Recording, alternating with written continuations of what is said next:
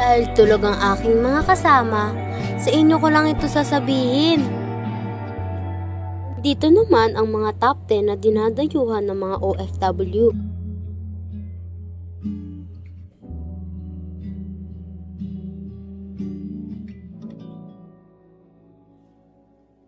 Ang irregular migrants ay ang mga mamamayan na tungo sa ibang bansa nang walang permit.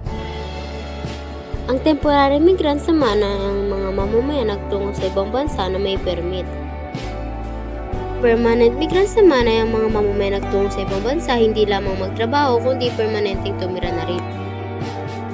Ano ang ibig sabihin ng salitang labor at refugees migration?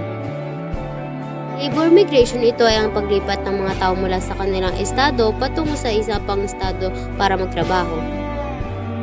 Refugees migration, paglipat ng mga tao mula sa kanilang bansa patungo sa ibang bansa para proteksyonan dahil sa takot at panganib. Mga perspektibo at pananaw ng migration. Globalisasyon ng migrasyon, tumataas ang bilang ng bansang nakakaranas at naapektuhan ng migrasyon. Malaking bilang ng migrante ay nagmula sa bansang nasa Asia, Latin America at Africa. Mabilis ang paglaki ng migrasyon. Ang pagkapal o dami ng darayuhan ay patuloy na tumataas iba't ibang rehiyon at daigdig. Malaki ang implikasyon nito sa mga batas o pulisya na pinapatupad sa bansang destinasyon ng bansa.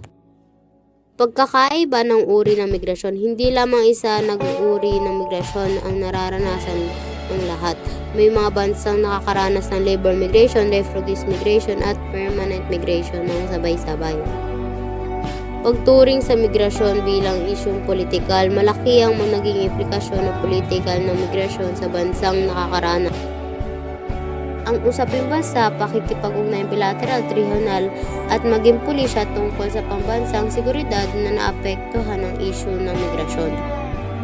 Paglaganap ng migration transition, nagaganap kapag ang nakasanay bansa ang pinagmula ng mga dayuhan ay naging destinasyon na rin ng mga manggagawa at refugees mula sa ibang bansa. Feminisasyon, migrasyon, malaki ang ginampanan ng mga kababaihan usaping migrasyon sa kasalukuyan. Ang labor migration at refugees ay bumubuo halos ng mga lalaki.